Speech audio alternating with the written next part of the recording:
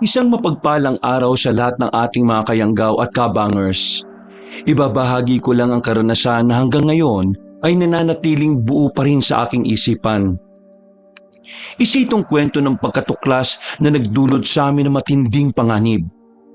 Isang karanasan na nagsilbing basihan namin upang iwasan ito sa hinaharap.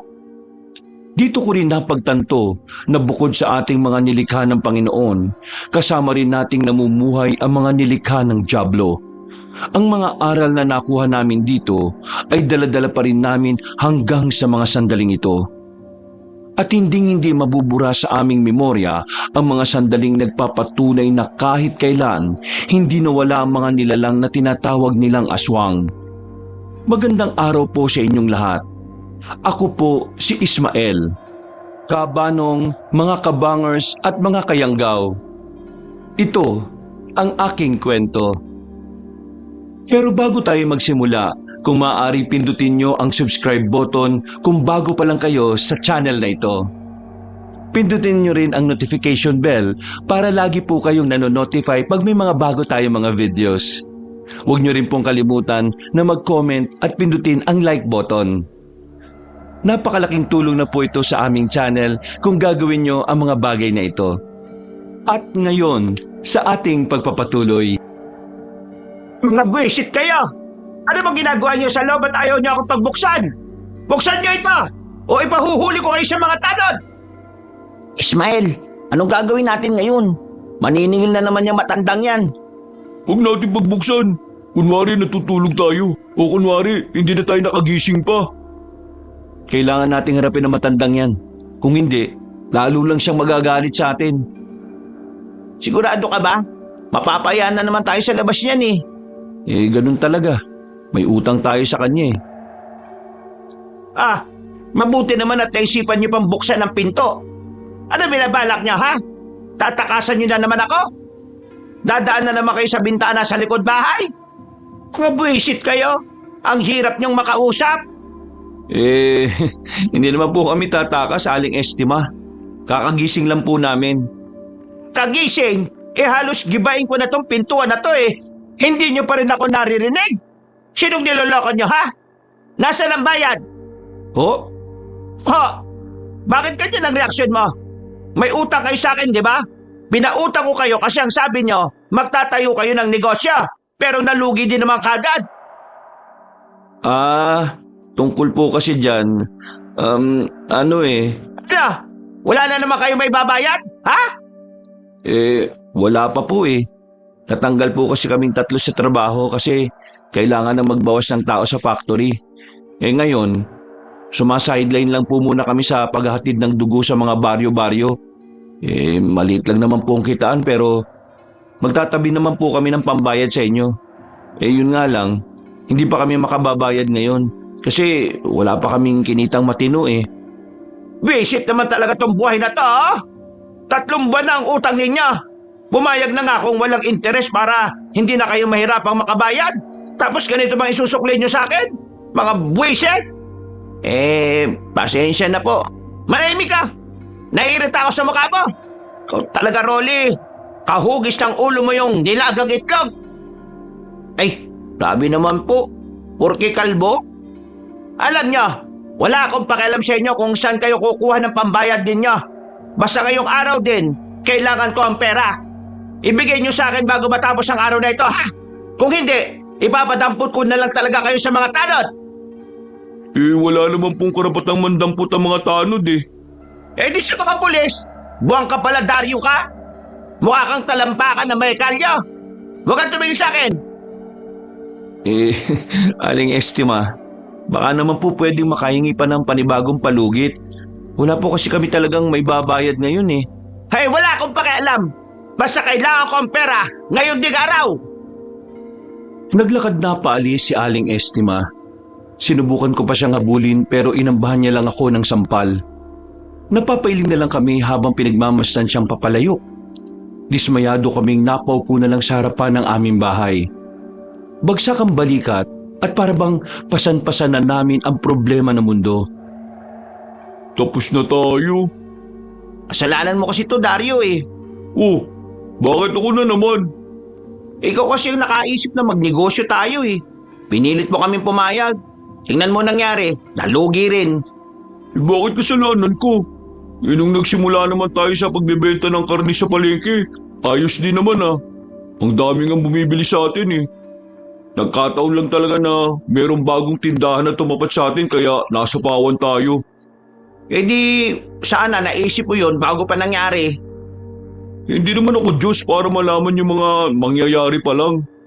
Ikaw talaga oh. Wala kang masisi. Babaling mo sa akin. O sige na, tama na yan.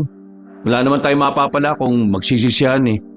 Ang isipin natin ngayon ay kung paano tayo makakabayad sa matandang yun. Kilala nyo naman yun. Kapag sinabi niyang ipapadampot niya talaga. Kagaya na lang ng ginawa niya rin sa mag-asawang may utang sa kanya. Isang malalim na paghinga na lang ang nagawa ko. Napasandal na lang ako sa dingding habang bahagyang inihilot ang aking sentido. Lumipas sa mga oras, wala kaming ganang kumain. Kahit gumalaw ay kinatatamaran na rin namin. Utak lang namin ang pinapagana namin para makapag-isip kung saan kami hahanap ng perang ipambabayad. Ilang minuto na lang ay sasapit na rin ang dilim. Nakatulala lang kami sa kisame na marami ng agyo. Eh kung mang-hold up na lang kaya tayo ng bangko para makabayad na tayo. O di ba? Daming pera doon. Wala na tayong magiging problema kay Alik. Aray ko naman! Katarantaduhan niyang iniisip mo eh. Gagawa ka pa na masama para lang makabayad ng utang. Mag-isip ka nga. Hindi naman tayo ganong klase ng tao. Kung wala ka masasabing matino, huwag ka nalang magsalita. Bakit ba kayo nang babatok? Tapos kapag wala akong sinabing paraan, kasalanan ko na naman. Kahit na anong mangyari sa buhay natin, wag na wag tayong gagawa ng kahit na anong kasalanan. Mabigat man o hindi. Mararangal tayong tao. Kahit na wala tayong makakain, mas pipili nating magutom kaysa magnakaw. Ikaw talaga, Dario. Umuwi ka na nga lang sa pamilya mo kung nahihirapan ka na rito. Kami ni Ismael, kinakaya namin. Grabe naman kayo. Alam niyo naman kalbaryo buhay ko ron. Kaya nga ako sumama sa inyo eh.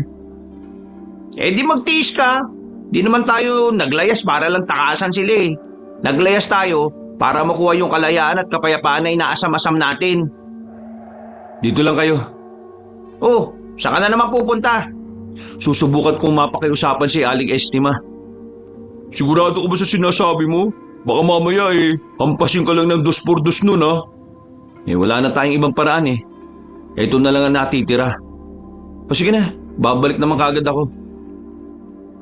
Nagmamadali akong lumabas ng bahay namin at pinuntahan ng bahay ni Aling Estima. Maliwanag sa bakuran niya, kaya alam kong naroon siya. Hindi ko na hinintay pang lumabas siya ng bahay at pumasok na rin ako. Pagsilip ko sa pintuan, nakita ko siya sa sala. Meron siyang hawak-hawak na larawan. Larawan yun ng anak niyang 1 taon nang hindi bumabalik sa kanya. Ang babaeng si Julina. Hindi ko makakalimutan ang araw na nakita namin ni Aling Estima na hindi maganda gaga sa kakahanap. Noong mga panahon na yon, ay kakasampa lang din namin sa baryo. Magandang gabi ho, Aling Estima. Agad niyang binalik ang larawan at saka nakasimangot na tumingin sa akin. Lumapit siya sa akin pero nanatili lang ako nakatayo sa harapan ng pintuan. Sino nagsabi sa'yo na pwede ka makapasok sa bakuran ko? Wala po kasi kayo sa bakuran eh. Kaya naisip ko lang na baka nandito kayo sa loob. Kung narito ka pa para magmakaawa na bigyan ko kayo ng palugit, umuwi ka na lang at ihanda ang sarili niyo sa pagpapakulong. Wala akong ibibigay na palugit kahit 1 oras. Si Julina po ba yung tinitingnan niyo sa larawan? Nag-iba ang reaksyon ng mukha niya sa tanong ko na yon, Kabanong.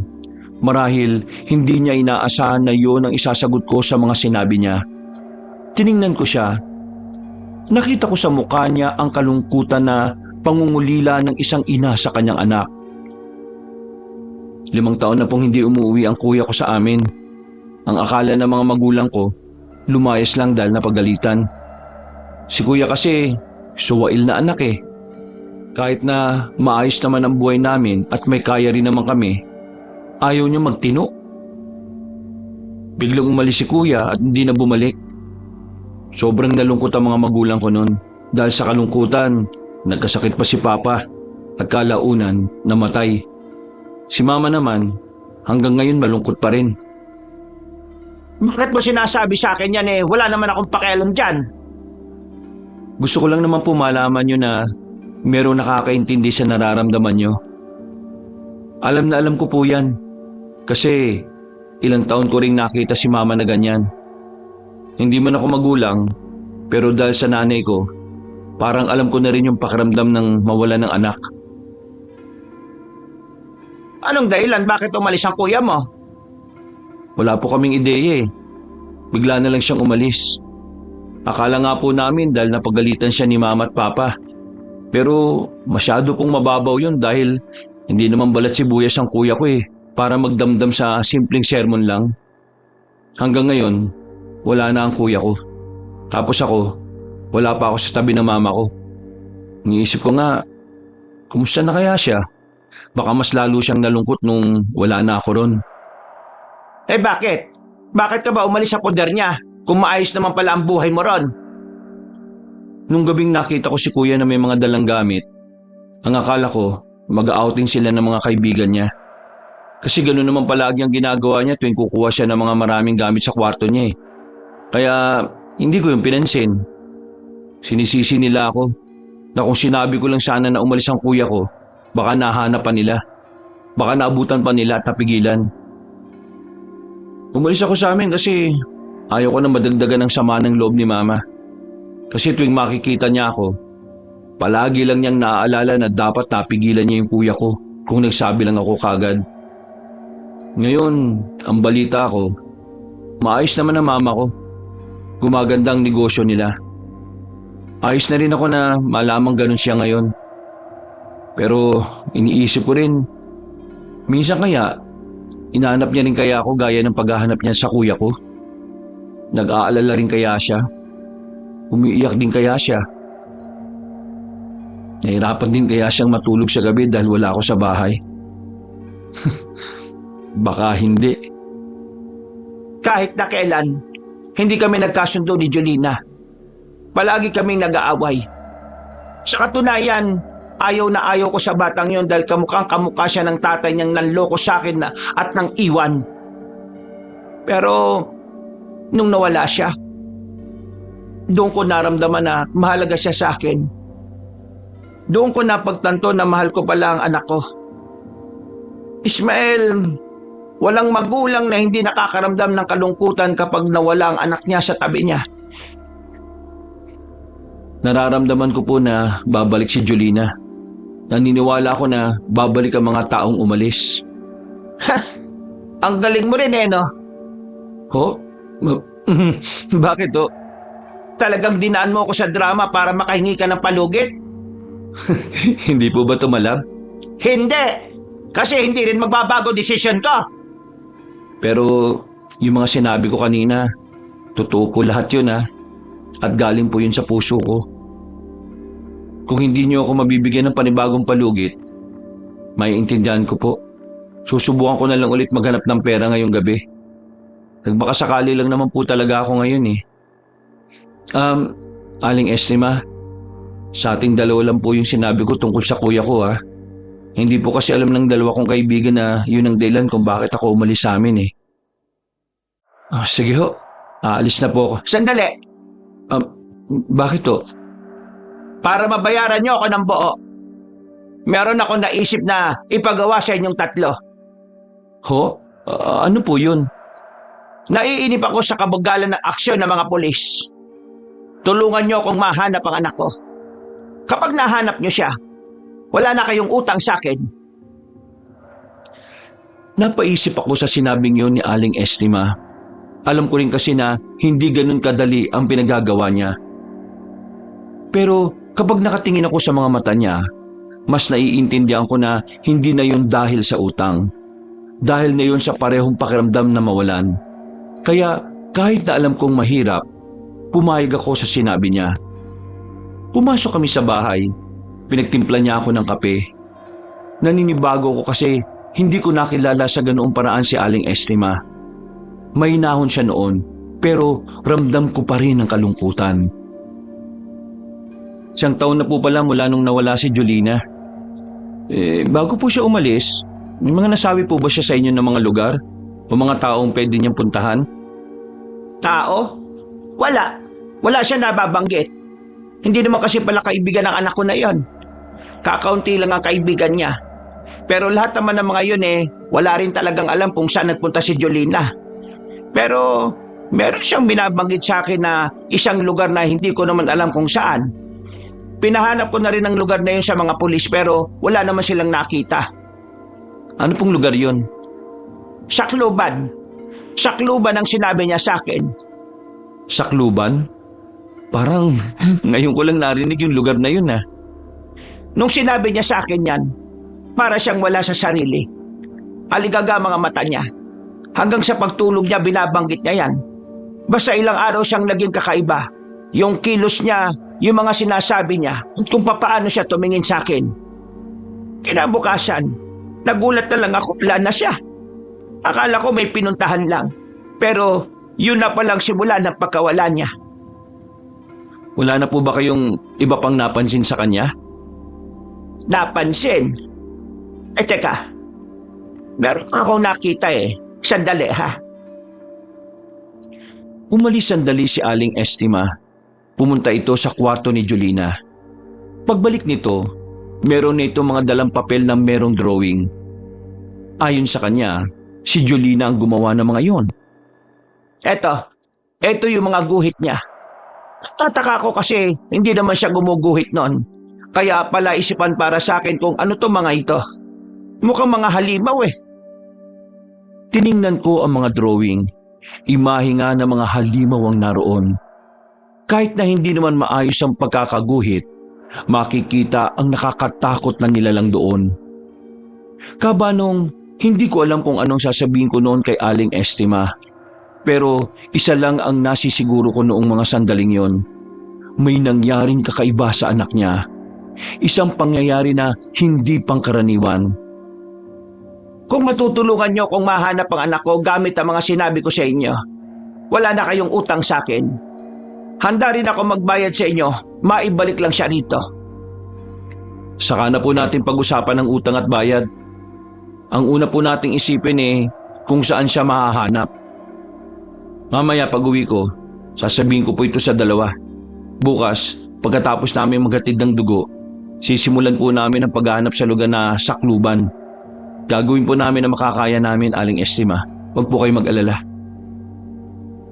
Tumango lang siya sa akin. Kahit na papaano, gumaan na rin ang pakiramdam ko. Bukod sa hindi na kami nagmamadaling makahanap ng pambayad, ay matutulungan din namin si Aling Estima na maiuwi si Jolina. Pero ang isang malaking tanong, paano namin magagawa yon kung kahit mga pulis, hindi rin mahanap ang lugar na sinasabi ng anak niya? Umuwi ako sa bahay at agad na sinabi sa kanila ang napag-usapan namin ni Aling Estima. Hati ang kanilang opinyon tungkol doon. Sobrang hirap naman ang pinapagawa niya. Kung yung mga pulis nga hindi mahanap yung sakluban na yan, tayo pa kaya? Baka naman kasi, kaya di nila mahanap, dahil gawa-gawa lang yun ni Jolina. Diba, siya na rin sabi na parang naging kakaiba yung anak niya bago mawala. Baka naman kasi may problema na yun sa pag-iisip.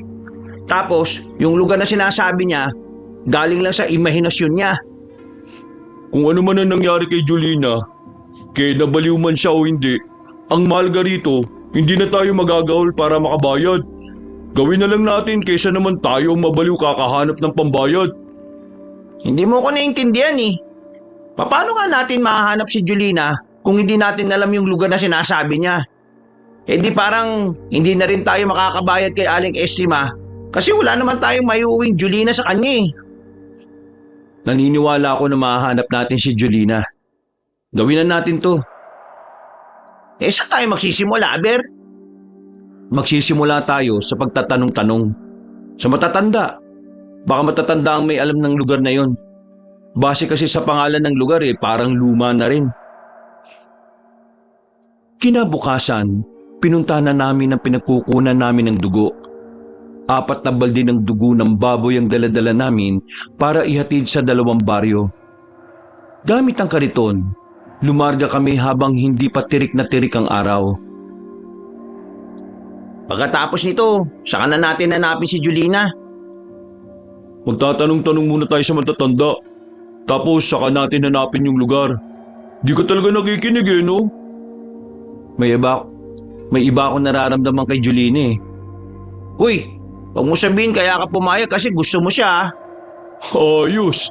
May iba ka palang hangarin Mga siraulo, hindi naman yun ang ibig kong sabihin eh. ano? Basta, tapusin na lang natin tong trabaho natin at nang makapagsimula na rin tayo. Itinuon na lang namin ang atensyon sa pagtutulak ng kariton. Mga ilang sandali lang ay narating na rin namin ang malapit na baryo. Pagkatapos nito, ay agad naman kaming tumungo sa kasunod. Pagdating ng tanghali, meron pang natitirang 1 balde ng dugo ng baboy. Pero wala na kaming mapagbentahan dahil walang bumili sa huling baryo na napuntahan namin. Yan ang gagawin natin sa isang yan. Napuntahan na natin yung mga baryong pagbebentahan natin. Saan natin dadalhin yung 1 balde? Wala na tayong magagawa niyan. Ibalik na lang natin kay Mang Pido.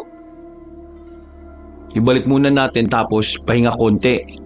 Tapos, pagpapatuloy na natin yung pagtatanong kung saan yung sakluban. Pero talaga nun? Kasi kanina nagtanong-tanong na rin tayo eh. Pero ni isa sa mga matatandang nakakausap natin, hindi rin naman nila alam. Nagsisimula pa lang tayo kaya dapat hindi tayo agad mawalan ng pag-asa. Tandaan nyo kailangan natin mahanap si Julina para maburanan ng tuluyan yung utang natin kay Aling Estima. Oo nga. Yun na nga lang ang paraan eh. Kahit na magbenta tayo ng dugo ng baboy o manok, hindi natin mababayaran ng buo si Aling Estima sa loob ng 2 taon. Yan laki kasi ng inutang natin sa kanya eh. Wala pa nga yata sa kalahati yung naibabayad natin. Oh, kasalanan ko na naman. Hoy, Wala naman ako sinasabi ha. isang matandang lalaking payat at medyo kuba na ang nagpatigil sa pag-uusap namin. Lumapit kasi sa amin na matanda. Nakangiti pa siya na parabang sabik na sabik. Tumigil kami't inalam kung ano ang kailangan niya. Magandang tanghali po. Ano pong kailangan nyo? Magandang tanghali naman sa inyong tatlo. Ako nga pala si Kaka. Ano pa yung tinitinda nyong yan ha? Dugo po ng baboy. Ginagawa po itong dinugan. Pero pwede rin naman yung ihaw-ihaw. Kung tawagin Betamax. Pwede ko bang bilhin yan? Marami ba yan? Sigurado ho ba kayo? Oo naman. Bakit? Tingin nyo ba sa akin wala akong pambayad? No, hindi naman po siya ganun. Bibiling ko na yan. Etong bayad ko. Ang kaso nga lang pala, hindi ko alam kung paano ko bibitbitin yan. Nakikita nyo naman, matanda na ako. 1 balde pa yan. Pwede nyo ba akong ihatid sa bahay ko? Hindi ko na kasi kaya magbitbit ng mga mabibigat Kailangan ko rin kasi yan. Wala na akong mahanap sa mga palengking napuntahan ko. Nagkatinginan kaming magkakaibigan. Para wala na kaming ibalik kay Mang Pido at para kahit papaano maayos ang kita namin, pinatos na namin ang matandang si Mang Kaka. Nagbayad naman siya sa amin ng pasobra. Habang naglalakad kami papunta sa bahay na matanda, daldal lang siya ng daldal. Ang dami niyang sinasabi na yung iba naman hindi namin maintindihan. May mga parte ng mga kwento niya na medyo magulo na. Sa isip-isip namin baka sa katandaan na rin niya yon. Pasensya na kayo ha. Ang daldal ko na pala. Ganito kasi talaga ako kapag kampante ako sa mga kausap ko. Magaan kasi ang loob ko sa inyo Ayos lang naman po. Nakakatuwa nga po kayong kausap Yung ibang matatanda na nakausap namin mainitin ng ulo Nako. Gano'n naman talaga matatanda. Mainitin ang ulo. Lalo-lalo na kapag walang pera. Tama po kayo dyan. Kaya kayo, dapat magsumikap kayo sa buhay. Pilitin niyang maging mayaman para kapag tumanda na kayo, hindi na iinit ang ulo niyo nang dahil sa pera. Nako, sana nga ho yumaman kami. Wala namang imposible sa mga taong nagsisikap at nagpupursige sa buhay. Ang sabi nga nila, kapag gusto mo talagang maabot ang isang bagay, lahat ay gagawin mo para mangyari yon. Maraming pong salamat sa payo nyo. Pero malayo pa po ba tayo? Parang papunta na po tayo sa liblib eh. Sigurado po ba kayong dito ang daan papunta sa inyo? Ay bakit? Hindi pa ba kayo nakakadaan dito? Kung sa bagay, itong lugar naman namin hindi na naabot ng ibang tao. Kawawa nga kami sa amin kapag mayroong mga kalamidad. Dahil liblib kami, hindi kami naabot ng mga tulong ng lokal na pamahalaan natin. Sinubukan niyo na po bang makipag-ugnayan sa kinauukulan? Para naman makilala nila lugar niyo. Ilang beses na namin ginawa yan. Ang kaso, hindi naman kami napapakinggan. Sinasabi lang nila na pupuntahan nila yung lugar namin at mag-i-inspeksyon. Pero hanggang ngayon wala pa rin. Baka nga pumuti na lang ang uwak hindi pa rin sila dumarating. Oh, asahan niyo pa yung mga politiko na yan. Alam niyo naman kung anong gawain ng mga yan. Magaling lang kapag eleksyon, pero kapag kailangan na sila ng taong bayan, wala naman palagi. Hayaan natin sila kung ayaw nilang tumulong. May awa rin naman siguro ang Diyos sa amin. Darating din ang araw na may mabuting puso na pupunta sa lugar namin para tumulong. Umiti na lang na malapad ang matandang lalaki. Napangiti na lang din kaming tatlo. Hindi ko alam kung bakit parang ang gaan-gaan ang pakiramdam namin sa kanya. Para bang matagal na namin siyang kilala. Makalipas pa ang halos 20 minutos, natanaw na rin namin ang isang baryo. Napapaligiran ito ng nagtataas ang mga punong kahoy. Kahit na hapon pa lang ay madilim na sa lugar dahil kaunting liwanag lang ang tumatagos sa kanilang baryo. Noong mga sandaling yon, nagtaka na kami kung bakit ganun ang lugar nila. Pero dahil ihahatid lang naman namin ang isang balde ng dugo, hindi na namin yung pinansin. Pagpasensyaan nyo na ha. Mukhang napagod kayo sa nilakad natin. O ito, idagdag nyo na lang sa bayad ko para sa abalang na idulot ko sa inyo. Ay, hindi na po. Nagdagdag na po kayo kanina kaya ayos na po yun. Ayaw po ni Ismael pero ako po gusto ko. Uy, unahimik ka nga. Mukhang pera talaga tong siyang to. Sigurado ba kayo? Oo, ayos lang naman po talaga. Ay, siya nga po pala. Saan nga po pala yung bahay ninyo? Sumunod na lang kayo sa akin. Malapit naman na tayo. Itinulak namin ang kariton papasok ng baryo. Ilang bahay lang ang nilagpasan namin. Narating na rin namin ang bahay ni Mang Kaka. Simpleng bahay lang yon na yari sa kahoy. Pero mukhang matibay ang ginamit na kahoy kaya hindi mukhang nabubulok kahit may kalumaan na. Malawak din ang bakuran niya. Sa gilid-gilid ay may mga pananim na kung ano-ano. Maraming salamat ulit ha. Hindi ko kasi talaga kayang iuwi ang ganyang kabigat na balde rito sa bahay ko Kaya pagpasensyahan nyo na talaga kung naabala ko pa kayo. Wala po yun. Kahit naman siguro sino tutulungan kayong maiuwi ang binili nyo kung mabigat. Paano po? Mauna na po kami ha. Baka po gabihin na kami sa daan Pwede bang dalhan nyo na rin ako palagi rito sa lugar namin ng dugo? Wala naman pong problema. Pero kasi paminsan-minsan lang po kami nagkakaroon ng dugo ng baboy Minsan lang din po kasi magkaroon ng katay sa amin. Huwag po kayo mag-alala. Kapag meron na po, hindi po kayo mawawalan. Pero sana po sa susunod may libre ng masarap na kape. Kapal talaga ng mukha nito. Uy, maya ka nga. Walang problema. Parang bawi ko na rin sa inyo yon. Maraming salamat po ulit ha. Uwi na po kami. Sige, mag-ingat kayo sa daan. Huwag kayo mag-alala. Walang gagalaw sa inyo rito. Ngumiti na lang kami sa kanya at sinimulan na rin naming umalis. Habang tinutulak namin ang kariton palabas ng kanilang lugar, nakita namin ang mga residente na malapad ang ngiti sa amin. Ang iba pa ay kumakaway na para bang sinasabi na anumang oras ay welcome kami sa kanila. Nakaramdam kami ng kaunting tuwa. Yung kasi ang unang lugar na masasabi kong mainit ang pagtanggap sa amin. Parang ang babait ng mga tao dun sa kanila no? Hindi gaya ng mga baryong napupuntahan natin. Kung ituring tayo, parang mga kriminal tayo Ang sasama ba naman ang tingin sa atin Ang mahalaga ngayon, meron tayong siguradong customer. Si Makaka ang unang-unang tao na bebentahan natin. Alas 5 na ng hapon na makabalik kami sa baryo namin dahil may dinaanan pa kami. Nakakagutom. Ano bang masarap na ulam ngayon? Bumili na lang tayo ng lutong ulam kay Mang Rene. Sige, ikaw na bumili. Uy, bakit ako? Sandali, huwag muna kayo maingay. Nakinig ako sa usapan ng dalawang tsismoso sa kabilang bakuran. Doon ko na nalaman na natagpuan na raw si Julina. Noong mga sandaling yon, nakaramdam ako ng tuwa para kay Aling Estima.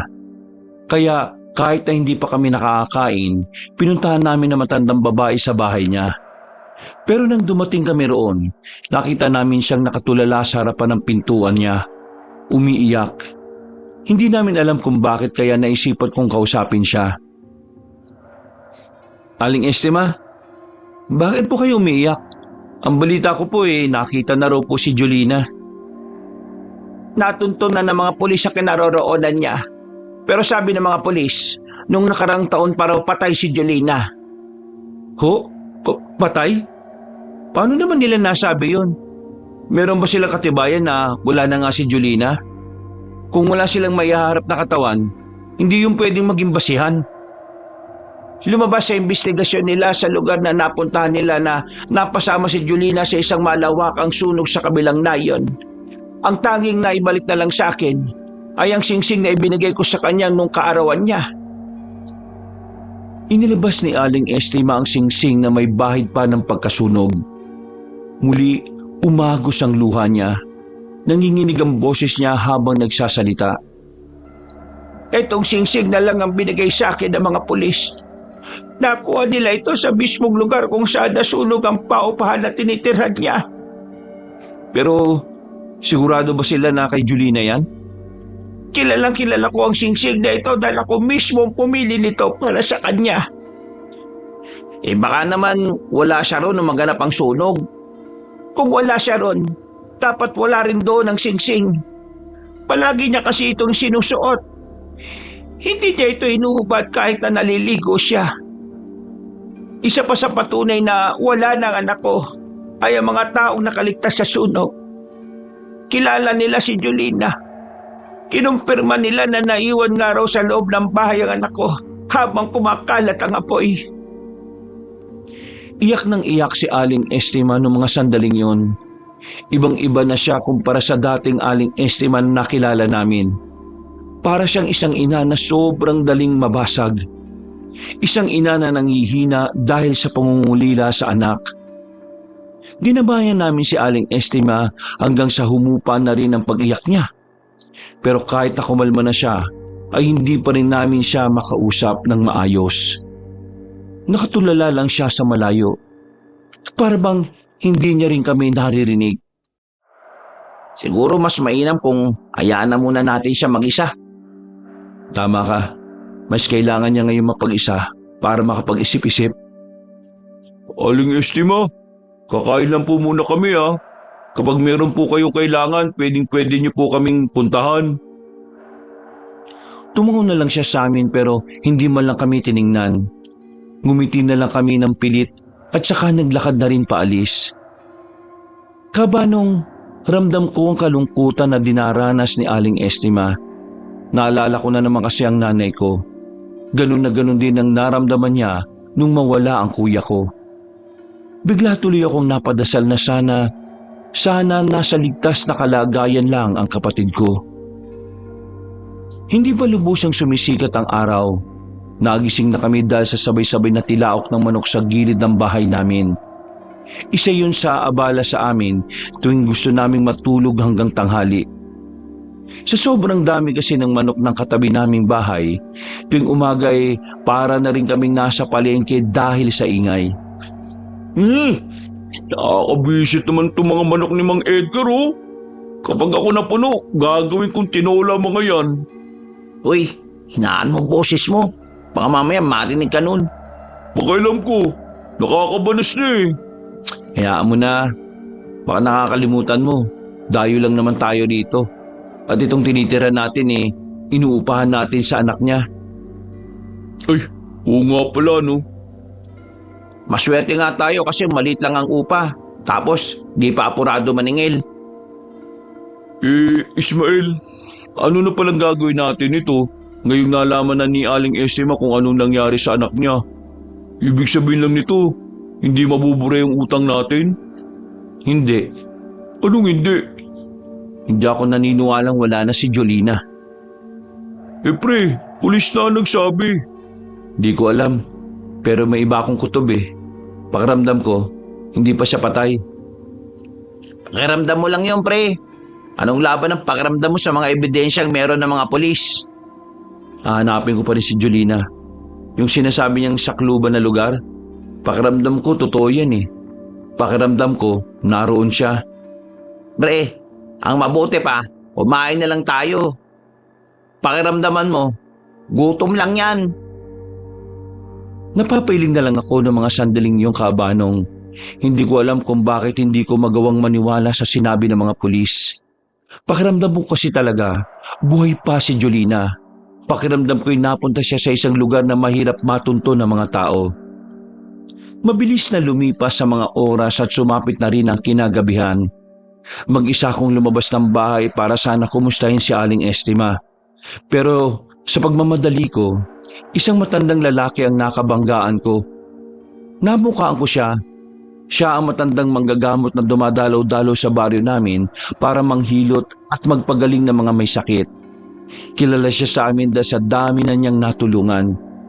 Naku, pasensya na po hindi po ako nakatingin eh. Masensya na rin. Hindi rin po nakatingin. Noong mga sandaling yon, hindi ko alam kung bakit bigla na lang pumasok sa utak ko na tanungin na matandang lalaki. Albularyo po kayo, di ba? Bakit? Kilala mo ba ako? Kilala po kita kasi palagi kitang nakikitang nanggagamot dito sa amin. Ganun ba? O ano pa yung paglilingkod ko sa iyo? May gusto lang po sana akong itanong. Huwag lang sa matematika ha? Kasi wala akong dunong dyan. Hindi naman po. Gusto ko lang po namang malaman kung pamilyar po kayo sa lugar na Sakluban. Naisip ko po kasi na baka lumang lugar ang Sakluban kaya baka alam ito na matatanda. Tingin mo sa akin matanda. Naku, hindi naman po. Naisip ko lang po baka kasi marami po kayong alam dahil mas matagal na kayo sa serbisyo. Hindi ako pamilyar sa lugar na sinasabi mo. Ibig sabihin, hindi pa ako matanda. Ganun po ba? Bakit? Ano bang meron sa Sakluban na ito? Yung anak po kasi ng kakilala namin, si Jolina, 1 taon na po siyang nawawala eh. Kanina lang po nalaman na patay na raw po pala siya. Biktima po sa malawakang sunog. Pero hindi po ako mapalagay eh. Pakiramdam ko po kasi, hindi pa siya patay. Pakiramdam ko, nandun siya sa Sakluban na sinasabi niya. Yung lugar po kasi na yon, sinabi niya sa nanay niya bago siya umalis. At bago mangyari ang lahat, parang naging kakaiba raw yung anak niya. Parang nawawala sa sarili, tulala. Minsan nagsasalita mag-isa at hanggang sa panaginip daw, binabanggit niya yung Sakluban. Yun bang parang nahipnotismo na hindi maintindihan? Hipnotismo? Sinasabi mo bang may nangyaring kababalagan dyan sa babaeng tinutukoy mo? Hindi ko rin po masabi ng diretso eh. Basta, ganun po yung pakiramdam ko. Alam mo, mahirap na depende sa pakiramdam. Saka mo kung balikan kapag napatunayan mo nang may nangyari nga talaga kababalaghan sa babae. Kailangan ko nang umalis. Ano nga bang pangalan mo? Ismael po. Doming naman ang pangalan ko. Sige, paalam na Ismael. Napapakamot na lang ako sa ulo habang pinagmamasdan papalayo ang matandang lalaki. Umasa kasi ako na meron ako mapapala kung sa kanya ako magtatanong. Pinagpatuloy ko na lang ang paglalakad ko. Pagdating ko sa bahay nila Aling Estima, nakita ko siyang nagsusunog na ng mga gamit ni Julina. Lumapit ako kaagad sa kanya para pigilan siya. Aling Estima, bakit niyo po sinusunog yan? Sa angkan namin, tradisyon na kapag wala na ang isang tao, kailangang sunugin ang mga bagay na huli niyang hinawakan. Sandali lang po. Patingin po niyang nasa papel. Bakit? Ano ba kailangan mo? Patingin lang po. Hindi niya pa binibigay sa akin ang papel, ay kinuha ko na yon. Nakita ko na roon ang drawing ng isang nilalang na merong pakpak. Sa ilalim nito ay may mga nakasulat. Nabasa ko roon ang mga salitang aswang, pati na rin ang salitang gabunan, tiktik, mandurugo at kubot. Aswang? Anong meron sa aswang? Aling Estima, wala bang nabanggit sa inyo si Julina tungkol sa mga aswang? Tingnan nyo, ganitong-ganito rin yung nasa drawing niya sa ibang papel. Pero dito, tinukoy na niyang aswang to. Ikaw nga, Ismael. Ano gusto mong ipunto at bakit ka naririto? Hindi po kasi ako naniniwalang wala na si Julina eh. Malakas po ang pakiramdam ko na merong koneksyon ng mga drawing niya at ang mga kakaibang kilos niya sa lahat ng nangyayari. Pakiramdam ko, pwede ba? Huwag mo akong paasahin na buhay pa ang anak ko. Pero ginagawa mo ba ito dahil nanghihinayang ka na hindi kayong nakahanap sa kanya? Dahil sa utang? Huwag ka mag-alala. Kasi hindi ko na kayo sisingilin sa utang niyo sa akin. Pangsaysay ng pera kung wala na rin naman ang anak ko. Pwede ba? Tantanan mo na ako at huwag mo na akong bigyan ng peking pag-asa. Kasi hindi mo alam ang nararamdaman ng isang magulang na kagaya ko. Hindi na ako nakapagsalita nang makita ko ang galit na reaksyon ni Aling Estima. Pero nakita at naramdaman ko rin doon ang matinding kalungkutan na nararamdaman niya. Kaya kahit marami pa akong gustong sabihin sa kanya, hinayaan ko na lang siya roon at umalis na rin ako. Nagalit si Aling Estima? Ikaw naman kasi. Alam mo nang nagdadalamati yung tao tapos magsasabi ka pa ng bagay na sobrang hirap paniwalaan. Ano ka pa naman? Maging sensitibo ka naman sana, pre. Oo na. Alam ko naman na naging padalos-dalos ako na sabihin sa kanya ang mga yun. Pero paano nga kung may nangyari talagang kababalaghan? Dahil lang sa mga drawing, may isip mo nang may kinalaman ng mga aswang? Pre, bili ako ng alak ha. Inumin natin yan. Seryoso ako. Hindi ako nag-iimbento rito. Kung ano naman yung mga naiisip mo, sarilinin mo na lang muna. Hindi naman niya makakatulong kay Aling Estima eh. Isa pa, hindi ka naman niya close. Kaya para sa kanya, wala kang karapatang manghimasok. Kahit gaano pa kagandang intensyon mo, hindi ka pa rin dapat lagpas sa hangganan mo. Natumbok mo. Napiling na lang ako at napaupo. Napabugan na lang ako ng hangin. Nagdaan ng mga araw, naging abala kami sa pagbebenta ng dugo ng baboy sa mga kalapit na baryo. Mas napadalas kasi ang pagkatay ng baboy kay Mampido dahil sunod-sunod ang naging okasyon sa amin. Dumaan ng pista. Nagkaroon din ng kaunting selebrasyon sa pamunuan ng barangay dahil kaarawan ng kapitan. Dahil dito, ilang beses din naming nadalhan ng dugo si Mang Kaka. Paldo-paldo na naman si Mang Kaka rito. 2 balde to. Mapaisip na nga ako eh. Ano kayang ginagawa ni Mang Kaka sa ganito karaming dugo? Pang dinuguan lahat? Eh sabi niya, hindi din naman siya nagtitinda. Hindi na mahalaga kung anong ginagawa niya. Ang mahalaga, bumibili siya sa atin. Huwag na lang kayo magtanong ng kung ano-ano kapag nandun na tayo mamaya. Ihahatid lang natin tong dugo at pagkakuha ng bayad, alis ka agad tayo. Nagmamadali ka ba? Hindi naman. Hindi lang ako komportable kapag nandun tayo. Ha? Paano hindi? Eh mga mababait naman yung mga taga ron. Ewan ko. Basta. Kung ano-ano na nararamdaman mo Iba na yan Ngumisi na lang ako sa kanila. Maya-maya pa'y narating na rin namin ang baryo nila Mang Kaka. Huminga ako ng malalim.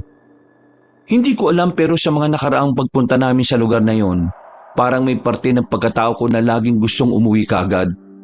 Ayos naman ang mga tao roon pero hindi ko talaga maintindihan kung bakit bigla na lang akong hindi naging komportable sa kanila.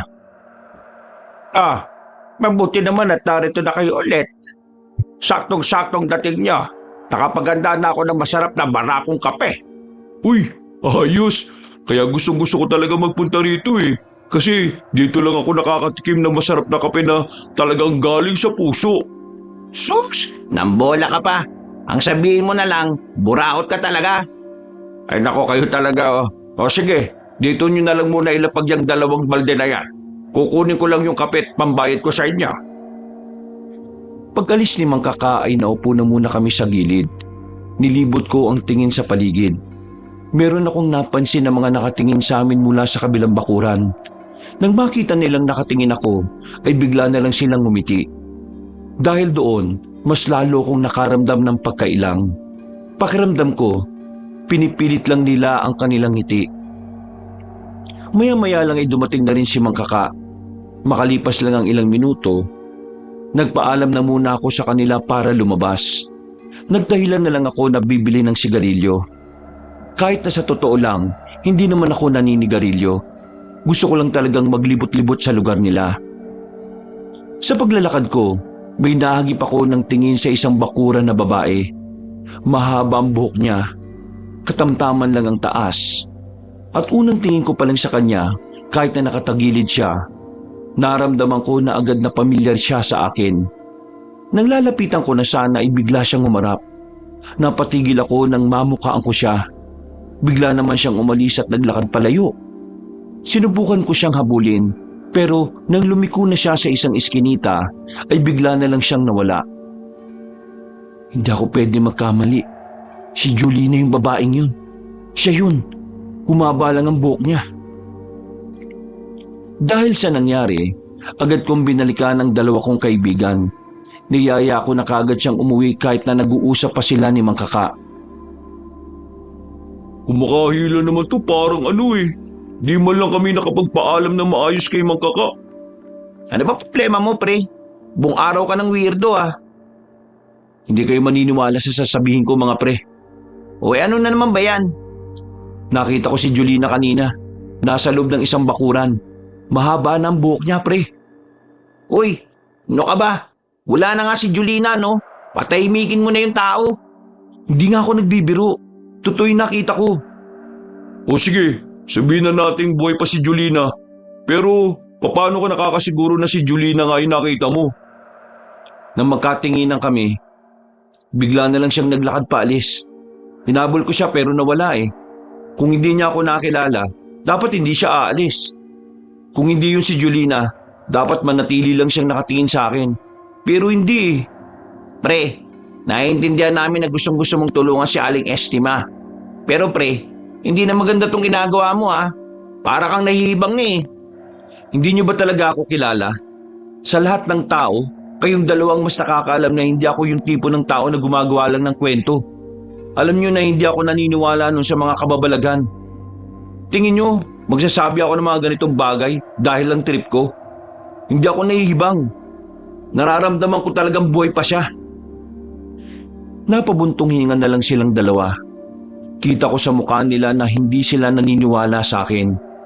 Hindi ko na lang din pinilit dahil alam ko rin naman na mahirap din paniwalaan ang mga sinabi ko. Umuwi na lang kami nung mga sandaling yon. Pagdating sa bahay, tulala pa rin ako dahil sa kakaisip ko kay Julina. Siguradong sigurado talaga ako na siya yun, Kabanong. Sa mga sumunod na araw, nagtaka si Dario at Rolly sa akin dahil ako na mismo ang nagyayang magatid ng dugo sa baryo nila Mang Kaka. Yun ay dahil sinasamantala ko ang pagkakataon para makita si Julina uli. Pero sa ilang beses nang bumalik kami doon, hindi ko na siya nakita ulit. Oh, di ba? Sabi mo nandun si Julina sa lugar nila Mang Kaka. Pero wala naman tayong nakita kanina. Pre, baka naman kasi namamalikmata ka lang. Hindi, nakakasiguro ako. Alam kong naroon siya. Ay naku, bahala ka na nga. Patutunayan ko sa inyo yan. O bakit anong gagawin mo? Babalik ako mamayang gabi. Hahanapin ko si Julina ng palihim. Nasisiraan ka na yata talaga ng bait eh, no? Paano kung pagkamalang ka nilang masamang tao, Eh di napatay ka pa ron. Wala na talaga ako masabi sa iyo, pre. Malala ka na. Kung hindi nyo naman ako matutulungan, pwede bang hayaan nyo na lang ako? Hindi ko bahala. Buhay mo naman yan eh. Hindi matahimik ang kalooban ko, Kabanong. Parang hindi ako makatulog kapag hindi ko nalaman ang totoo. Kaya na makabalik kami, kumuha lang ako ng flashlight at umalis rin kagad ako. Akala ko nga noon mag-isa lang talaga akong lalarga. Pero biglang hinabol ako ni Dario at Rolly. Hindi rin kasi nila kayang pabayaan ako sa gagawin ko ng ako lang. Hindi nyo naman kailangan gawin to kung napipilitan lang kayo eh. Hindi. Napag-usapan namin ni Rolly na alamin talaga kung totoo yung nakita mo. Kapag wala tayong napala ngayong gabi, Ismael, ibig sabihin lang nito nagkamali ka lang ng nakita. Ibig sabihin lang, hindi si Julina yung babaeng sinasabi mo.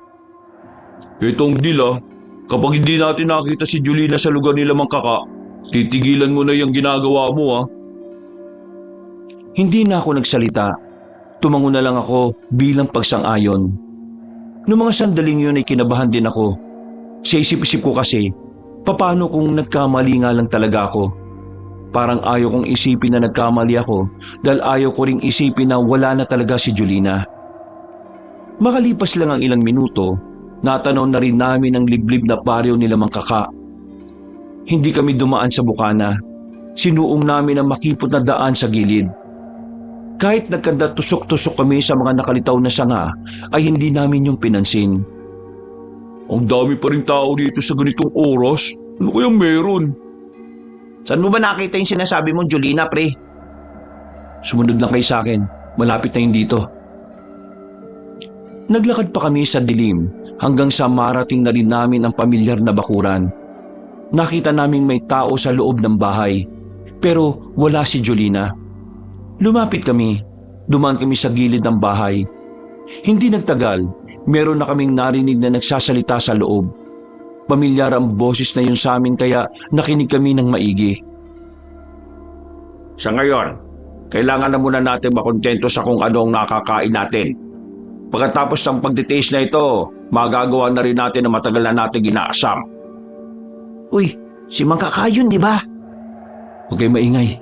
Pakinggan natin yung sinasabi nila. Kakaunting araw na lang, darating na rin ang tamang panahon para sa ating lahat. Makakatikim na rin tayo ng masarap na laman. Hindi na tayo magtitiis sa dugo ng hayop. At ang matagal na pananahimik ay unti-unting uusbong para paghariang muli ang lupain na minsan na nating naging pag-aari. Ang mga tao, uubusin natin sila hanggang sa mamayaning muli ang puwersa nating mga aswang. Nang marinig namin ang sinabi ni Mangkaka, dito na ako pinagpawisan na malamig. Agad na dumaloy ang kaba sa buong sistema ko. Naramdaman ko rin na kinakabahan na rin si Dario at Rolly. Ramdam ko yun sa panginginig ng kamay nila. Ramdam ko yun sa panginginig ng kamay nila habang nakahawak sa akin. Pero hindi pa yun ang mas ikinagulat namin. Mas lalo kaming nawindang nang marinig namin ang isa pang boses. Yung tatlong nag-aatid ng dugo rito sa atin, anong gagawin natin sa kanila? Yung isa sa kanila nakita ko. Baka nakilala niya ako. Baka sabihin niya sa nanay ko na buhay pa ako. Baka dumagsa ang mga tao dito dahil sa akin. Mangkaka, kailangan na natin silang iligpit. Kalmaan mo lang, Julina. Hindi tayo pwedeng gumawa ng mga desisyon base lang sa pangamba. Kailangan pa natin silang tatlo. Sa oras na matapos na ang isang buwan na pagtitiis natin sa dugo ng baboy, makakatikim na rin naman tayo ng laman at dugo ng tao. Saka pa lang natin sila i-dispatcha kapag wala na silang pakinabang sa atin. Hala, Ismael, tama ka nga. Si Julina ang nakita mo. At mukhang sumali siya sa samahan ng mga aswang. Hindi naman siya aswang dati, di ba? Hindi ko rin alam eh. Baka may ginawa ang mga aswang para maging aswang din siya. Kailangan na natin makalis dito. Kailangan malaman ito ni Aling Estima. Papalis na sana kami nang biglang makaapak si Rolly ng marupok na kahoy sa lapag. Nakalikha kami ng ingay. Dahilan para matigil ang usapan ng dalawa sa loob ng bahay. Nakita naming sumilip sa bintana si Mangkaka at Julina. Buti na lang ay hindi nila kami nakita. Dali-dali kaming tumakbo paalis. Pumasok na kami sa liblib na daan. Mabilis naming hinawi ang mga nakaharang na halaman, pero wala na kaming pakialam kung magkanda-sabit-sabit kami. Makalipas lang ang halos 5 minuto, nakalabas na rin kami sa gubat.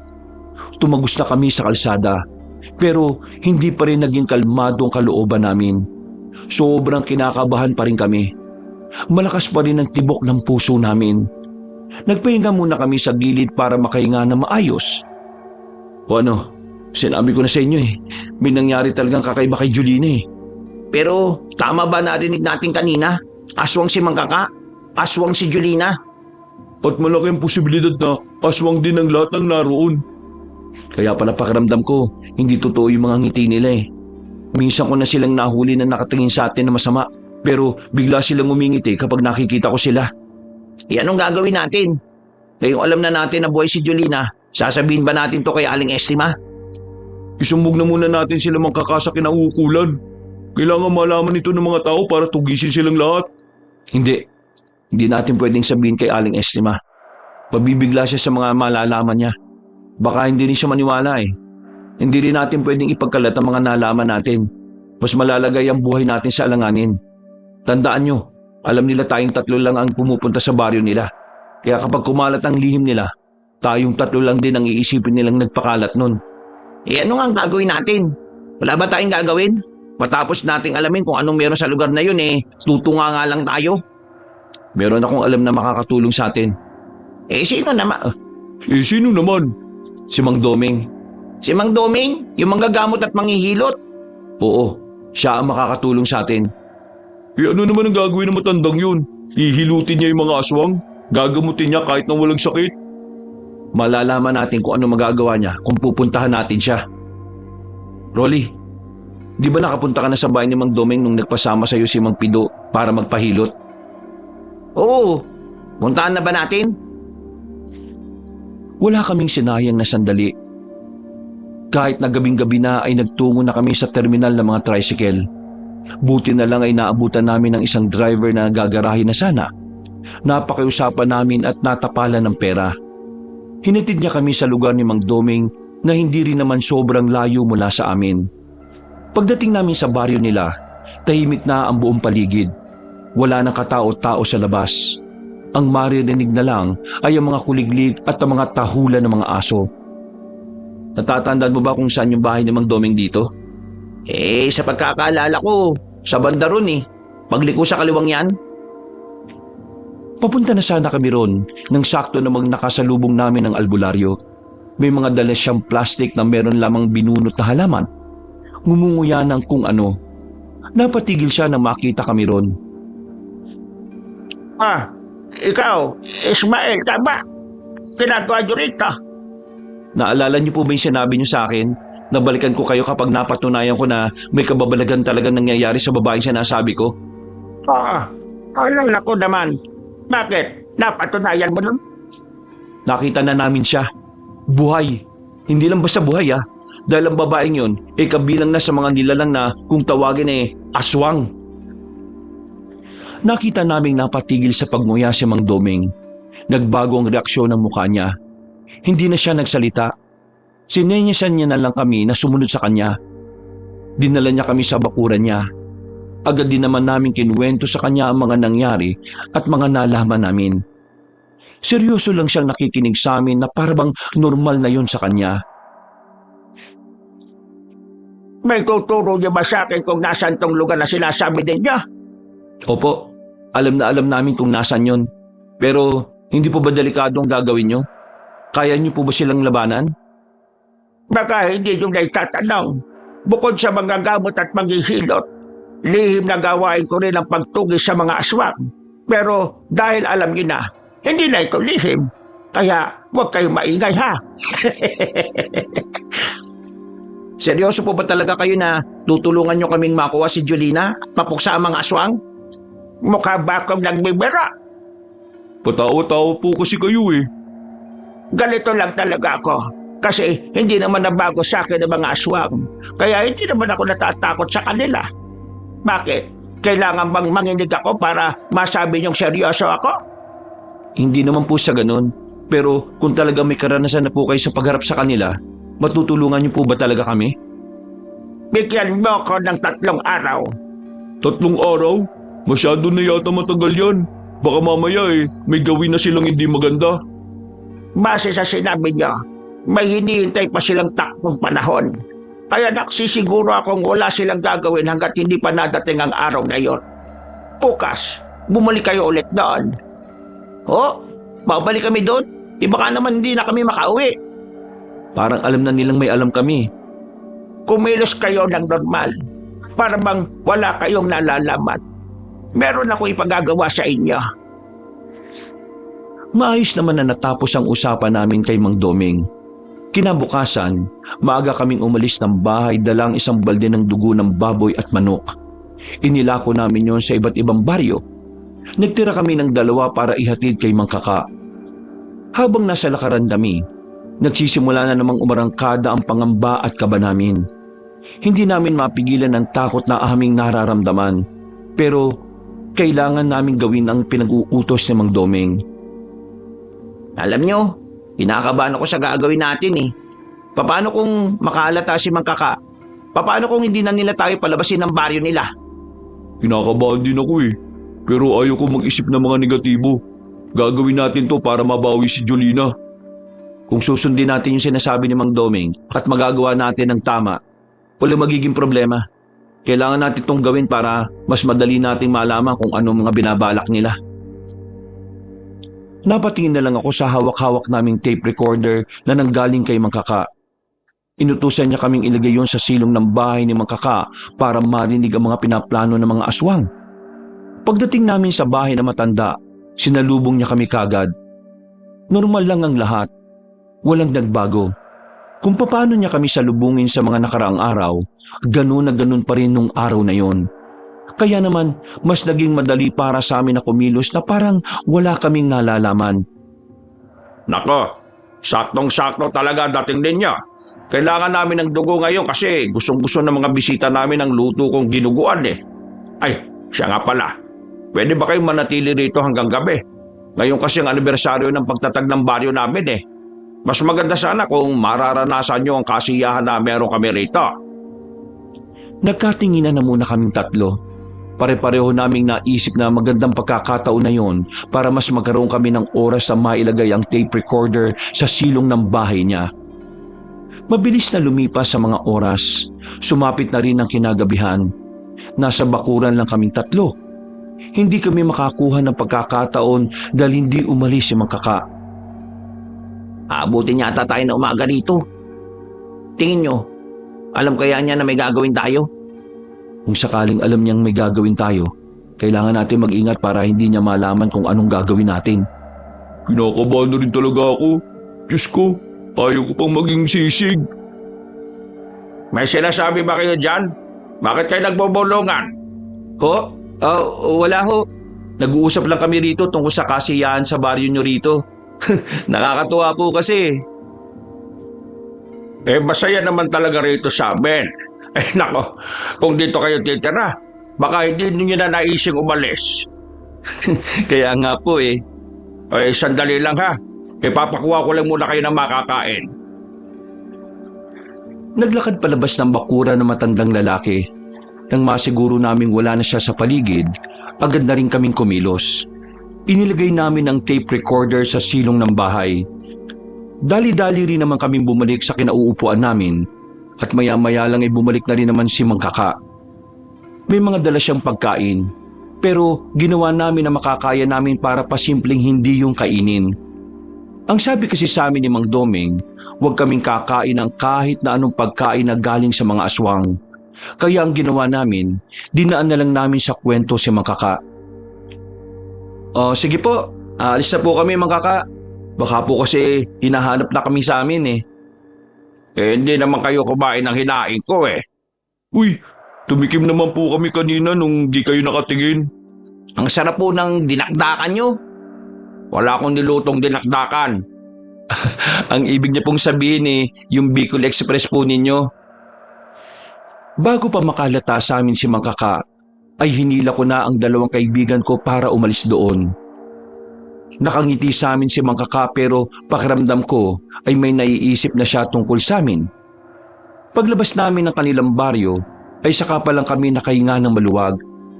Para kaming nabunutan ng tinik sa lalamunan. Sigurado bang hindi maubusan ng baterya yung tape recorder na yun? Hindi. Ang sabi sa akin ni Mang Doming magandang kalidad nun.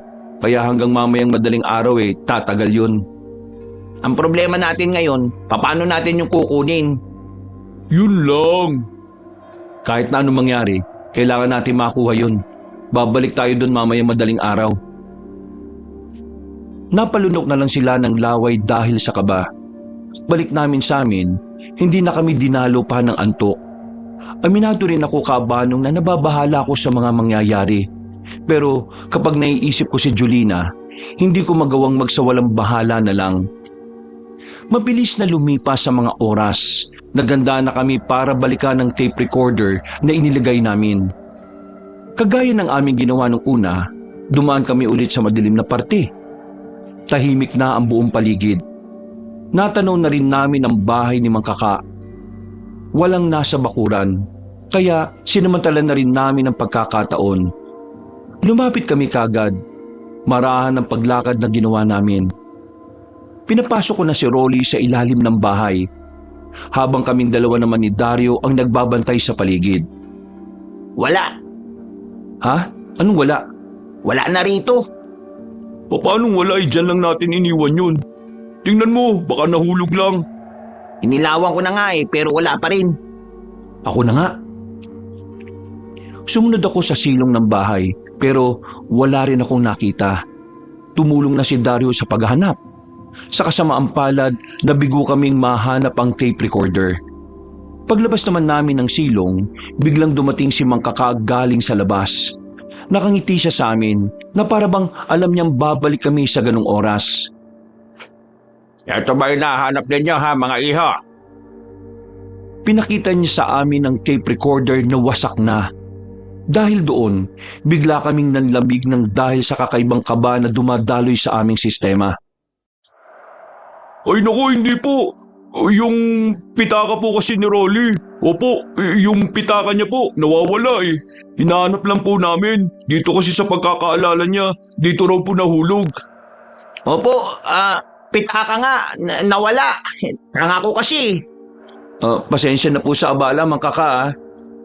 Alam nyo, sa totoo lang, hindi naman talaga ako masama Pero ang ayaw ko lang talaga sa lahat ay yung niloloko ako. Ho? Ano pong ibig niyong sabihin? Ako ang dapat magtanong niya sa inyo. Ano ang ibig sabihin ng bagay na ito? Hindi po namin alam yan. Yung pitaka nga lang po hinahanap namin. Talaga bang pitaka lang?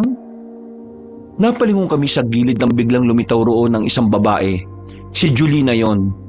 Nakangisi siya sa amin at nakakatakot ang tingin niya. Julina? Ikaw nga ba yan? Oo, ako nga. Kayo yan. Kayo na hindi nag-iisip at hindi alam kung ano ang pinapasok. Matagal ka nang hinahanap ni Aling Estima. Bumalik ka na sa kanya. Ako? Hinahanap? Sinong niloko mo? Kahit na kailan, hindi ako naging mahalaga sa taong yon. Wala akong pakialam sa kanya. Hindi totoo yan. Nang akala niyang wala ka na, walang gabi na hindi siya umiiyak. Oo nga, ikaw lang to masyado makasarili. Umalis ka para maging malaya. Pero anong kalayaan ang meron ka ngayon? Kalayaan ng isang aswang? Julina, mahal ka ng mama mo. Bumalik ka na sa kanya dahil nangungulila siya sa'yo. Wala na akong pakialam. Ito na ang bago kong buhay. Sa lugar na ito, hindi ko kailangan ipagpilit ang sarili ko para lang magawa ang mga gusto ko. Dito, malaya ako. Payapa ang buhay ko dito. Payapa? Tapos ano? Manggugulo kayo sa mga tao? Narinig namin lahat. May masama kayong binabalak sa mga tao. Yung ba ang gusto mong mangyari? Yung ba ang payapa? Huwag ka makikinig sa kanila, Julina. Wala silang alam sa mga pinagdaraanan mo. Ginugulo lang nila ang isipan mo. Ikaw lumason sa isipan niya. Hindi ganyan si Julina noon Anong sinabi mo sa kanya at bakit siya nagkaganyan? Manluloko ka, Mang Kaka. Maaari ka bang normal na tao, pero hindi naman pala. Isa ka naman palang aswang. Hindi ko nakasalanan kung may hina ang utok ng mga tao. Ganon din kayo ngayon. Kaya humanda kayo. Kasi hindi na kayo makakabalik sa inyo. Sa mga sandaling yon ay mas lalong umarangkada ang kaba ng aming dibdib. Lalo na makita namin ang kakaibang ngiti ni Mang Kaka. Hindi nagtagal, may mga dumating na at pumalibot sa amin. Nanlilisik ang kanilang mga mata. Namumula rin na parabang ilang gabi nang hindi natutulog. Nagdikit-dikit na kami magkakaibigan. Sinubukan naming tumakbo, pero nagawa nila kaming harangan at dakmain. Kahit tatangkay niyo pang makawala, pabibigo lang kayo. Isang malaking pagkakamali na itinapak niyo ang paa niyo rito. Isang malaking pagkakamali na nakialam kayo sa lihim na meron ng balyong ito. Julina, gumising ka na. Hindi itong mundong para sa'yo. Naghihintay ang mama mo sa'yo. Tulungan mo kami, pakiusap Julina. Ayaw ko pa maging sisig. Wisit naman talagang buhay to. Huwag kayong mag-alala. Hindi pa naman namin kayo agad gagawing pagkain eh. May ilang araw pa kami para maghintay. Sa itinakdang araw, ihanda nyo na ang mga sarili ninyo. Dahil kayo ang aming pagsasaluhan. Nagpumiglas kami sa mga aswang na nakahawak sa amin. Pero kakaiba ang lakas nila kumpara sa normal na tao. Wala kaming magawa. Sobrang higpit ng pagkakahawak nila sa braso namin. Tipong parang madudurog na ang aming buto. Kinaladkad nila kami papunta sa isa pang bakuran. Doon ay ginapos nila kami. Kinuha ang lahat ng bagay na nasa bulsa namin. Tinatawanan pa kami ni Mang Kaka nang iwanan niya kami roon. Wala na. Tapusan na natin. Paano tayo makakalis dito? Sino magliligtas sa atin ngayon? Si Mang Doming, siya na lang ang pag-asa natin. Si Mang Doming, tingin mo pupunta yun dito? Eh hindi nga niya yata alam yung lugar na ito. Masyado ka kasing negatibo, Rolly. Sa halip na mag-isip ka ng paraan para makalis tayo rito, puro ka ganyan. O sige nga, anong paraan ang naiisip mo ngayon nakatali na tayo rito? Kailangan makausap natin ulit si Julina. Kailangan niya malaman na totoong mahal na mahal siya ng nanay niya. Eh di sinasabi mo na dapat mabago natin ang isip niya. Yun lang ang paraan. Diyos ko, parang malabo pa sa sabaw ng pusit yan eh. Nakikita ko mga mata ni Julina kanina. Parang naglalaban yung kasamaan at kabutihan sa kanya. Anong ibig mo sabihin? Parang taliwas yung reaksyon ng mga mata niya sa sinasabi niya eh. Ewan ko malakas ang pakiramdam ko na kaya niya pang makabalik sa dati. Pakiramdam na naman. Oo, sa pakiramdam lahat nagsimula. Di ba tumama rin naman ako nung pakiramdam ko buhay pa si Julina? Napapiling na lang kami at nanahimik na lang din ng mga sandaling yon. Kinaumagahan, maingay na sa buong baryo. Kung pakikinggan, parang normal na baryo lang ang kinalalagyan namin. Maya-maya pa, dumating na naman ang mga aswang. Tinanggal nila ang tali sa kamay namin. Anong gagawin mo sa amin? Ha, Julina? Para mapakinabangan naman namin ang pananatili nyo rito, kailangan nyo magsilbi sa amin. Ha? Anong magsilbi? Ano kayo, Hari Treyna? Kung ayaw nyo mapaaga ang pagkawala nyo sa mundo, susundin nyo mga utos namin. Tinulak na nila kami at sa palitang pinalakad. Ilang minuto lang, narating na rin namin ang isang bangin na hindi naman kalakihan at kalaliman. Sa bangin na yon, nagmumula ang mga umaalingaso na amoy sa buong baryo. Wisit! Ang baho naman dito! Anong gagawin namin dito? Dito tinatapon ng mga karne ng tao na kinukuha namin sa morgue. Lahat ng sirang karne, dito ang imbakan. Dalhin nyo ang mga sakong yan at isilid nyo, tapos sunugin nyo. Ha? Seryoso ka ba? Napakabaho nga eh. Di nyo ba naamoy? Biglang hinawakan ni Julina sa kwelyo si Dario. Tinitigan niya ito na masama. Nakita ko naman agad ng kakaibang takot sa mukha ng kaibigan namin. Manahimik ka! Kanina pa ako naiirita sa boses mo eh. Sige na, gawin na lang natin. Walang nagawa ang reklamo namin sa oras na yon, Kabanong. Tingin pa lang ng mga aswang na nakapaligid sa amin ay nagtitindigan na ang balahibo namin. Halos bumaliktad na ang sikmura namin habang nagdadampot kami ng mga bulok na karne. Na ayon sa mga aswang ay laman ng tao yun na ninako pa nila sa mga morgue. Makalipas lang ng halos isang oras, napuno na rin namin ang tigi-isang sako. Hinang-hina kami noon dahil sa makailang ulit na pagsuka. Pagkatapos namin doon, may kasunod pa silang pinagawa sa amin. Pinagsibak nila kami ng maraming kahoy, pinagbitbit ng mabibigat. Talagang parang ginawa nila kaming alipin doon. Akala namin na isang beses lang mangyayari yon. Pero paglipas ng 5 araw na naroon kami, paulit-ulit na naming nararanasan yon. Mas nararamdaman na namin na talagang alipin kami ng mga aswang. Pinapakain naman nila kami ng pagkain ng pangtao. Ayaw nga sana namin dahil baka maging aswang din kami, pero palagi nila kaming tinatakot kaya napipilitan na lang kaming kumain. Kailangan kasi namin maging malusog. Para kapag dumating na ang itinakdang araw, masarap ang laman na matitikman nila mula sa amin. Gustong-gusto ko na makaalis dito. Mababaliw na ako dito, mga pre. Oo nga. Bakit hindi na tayo gumawa ng paraan para makatakas?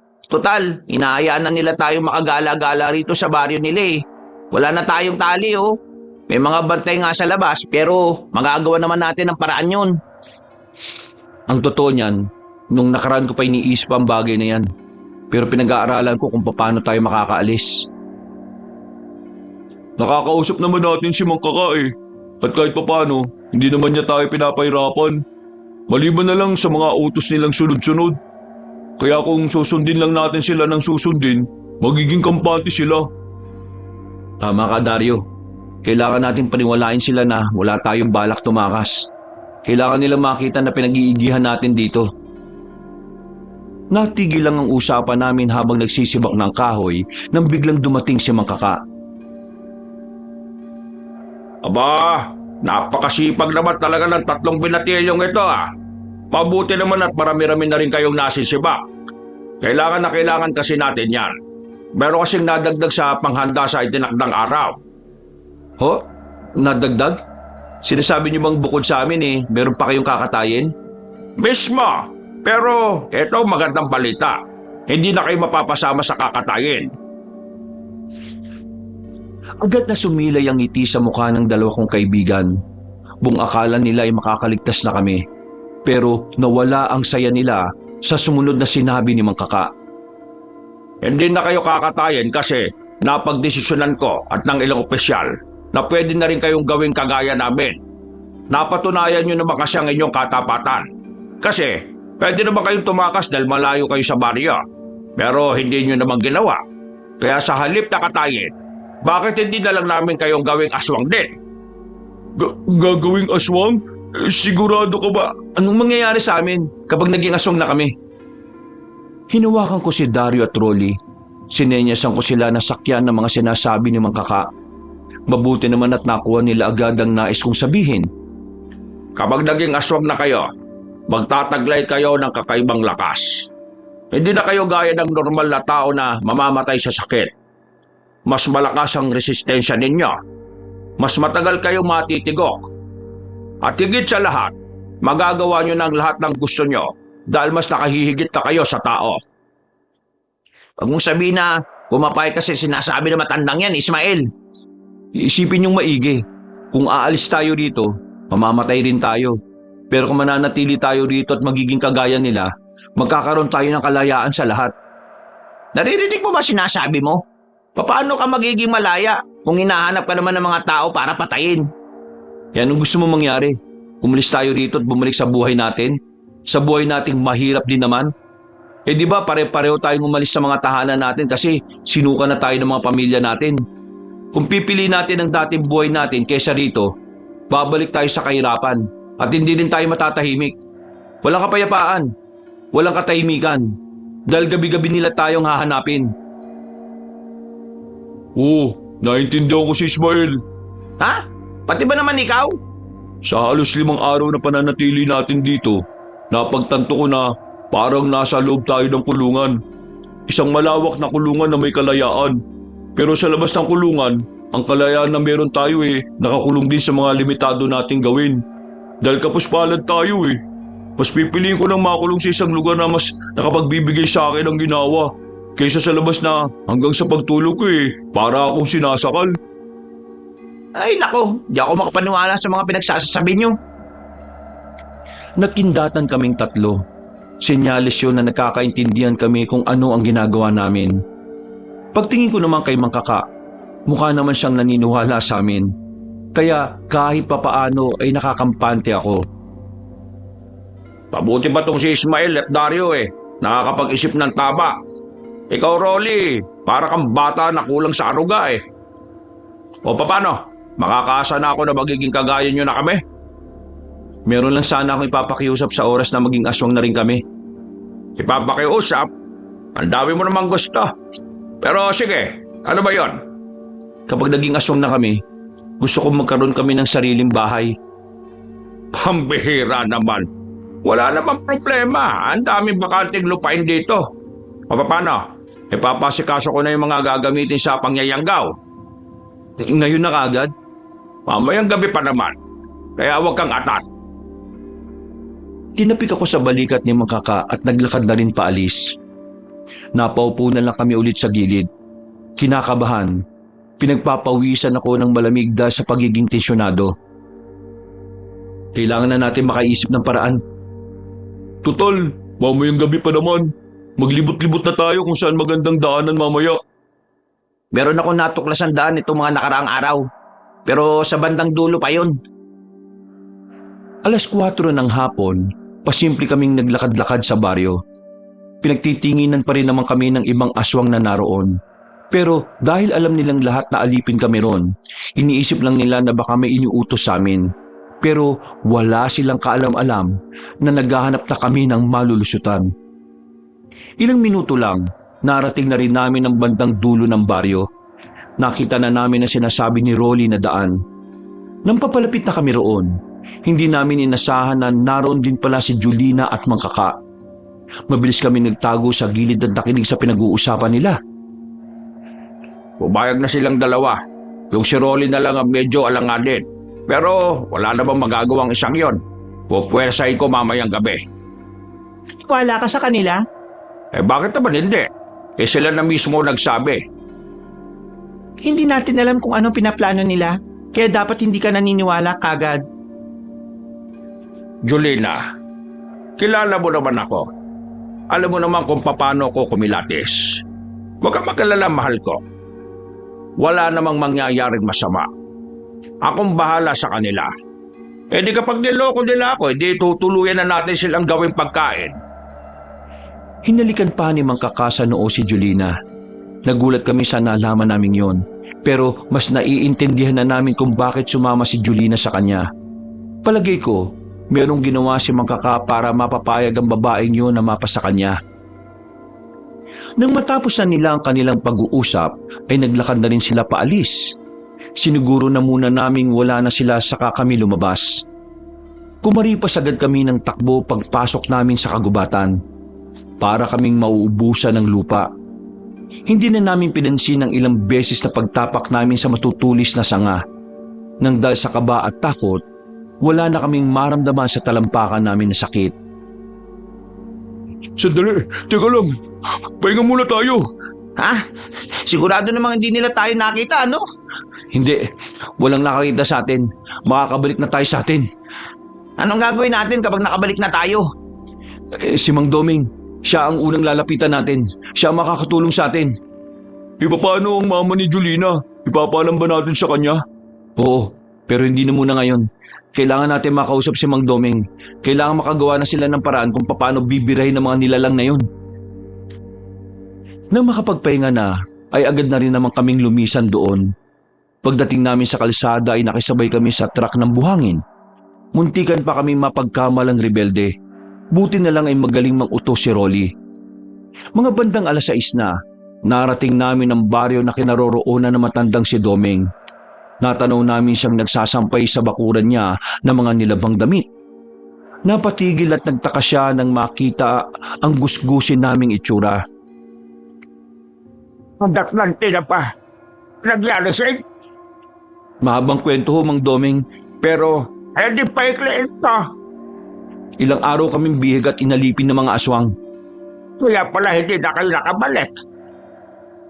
Mukhang hindi mo kami hinahanap eh. Kalmadong-kalmado ka lang eh. Sinubukan ko kayong iligtas pero hindi ko kaya. Natagpuan ko ang baryong yan pero nung oras kasi na yun ay mag-isa lang ako. Tinitipon ko pa mga makakasama natin kaya hindi kagad ako bumalik. Mang Kaka, kailangan po natin tulungan si Julina. May pag-asa pa siya. Ang tanong, makakabalik pa kaya siya sa pagiging normal na tao? Yan ang hindi ko masisiguro. Lagpas 1 taon na siyang biktima ng yanggaw. Hindi ko alam kung paano aalisin ang dugo ng aswang sa katawan niya. Pero kakayanin naman niya na gawa ng paraan, di ba? Titignan ko pa. Sa ngayon, maganda na muna kayo. Sa oras na malaman nilang wala na kayo ron, malamang sa malamang hahanapin na nila kayo. Pwede bang dumito na muna kami sa bahay niyo, Mang Domeng? Wala namang problema sa akin. Pero sana kumasa kayo sa bahay ko. O sige na, pumasok na muna kayo. Mukhang wala pa kayong kain Ang baho-baho nyo rin. Maligo kayo pagkatapos nyo kumain. May mga damit naman ako riyan sa loob.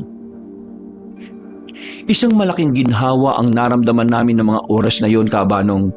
Pakiramdam namin ay nasa ligtas na kalagayan na kami. Pero kahit na ganon, hindi pa rin agad nabura ang trauma na dinanas namin sa pananatili sa baryo ng mga aswang.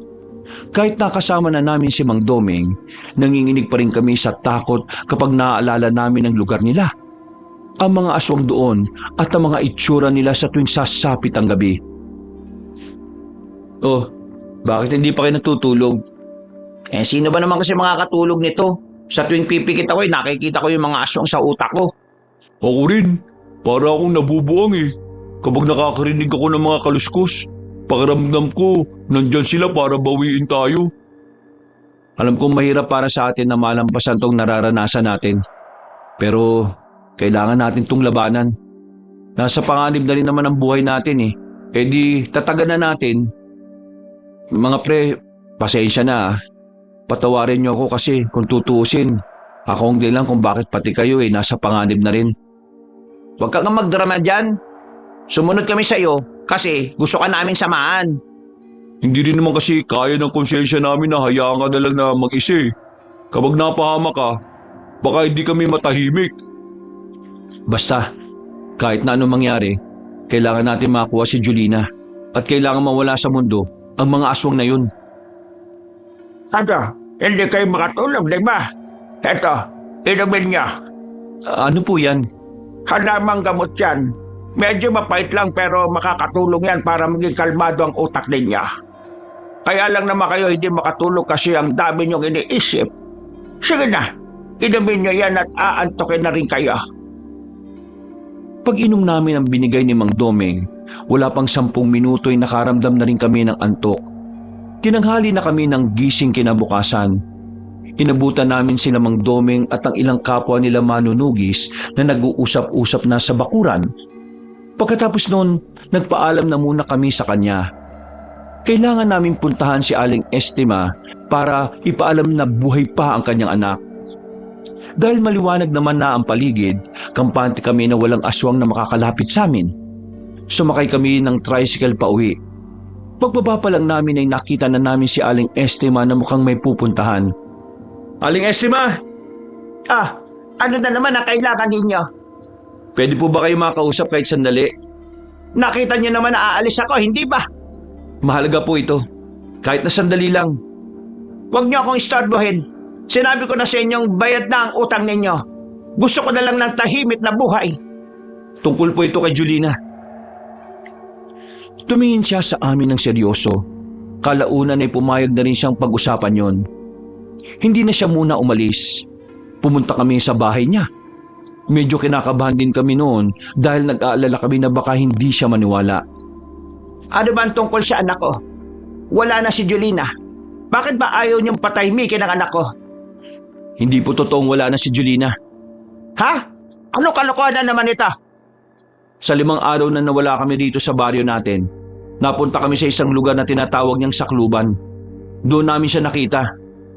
Alam namin na mahihirapan kang paniwalaan ng mga sinasabi namin pero hindi po kami magsasayang ng oras para lang lokohin kayo. Totoo sinasabi namin, maniwala po kayo. Buhay ang anak ko. Buhay si Julina, pero ibang-iba na po siya kaysa sa dati. Isang matandang nangangalang kaka ang kumuha sa kanya. At ang kaka na ito ay pinuno ng mga aswang. Mga ano? Oo, nakakagulat, nakakapagtaka. Kahit kami rin nung una hindi namin inakala na ganun ang malalaman namin. Aling Estima, si Julina po kasi, kabilang na sa kanila. Sinasabi niyo ba ang... Isa na rin po siyang aswang. Ay, Diyos ko po!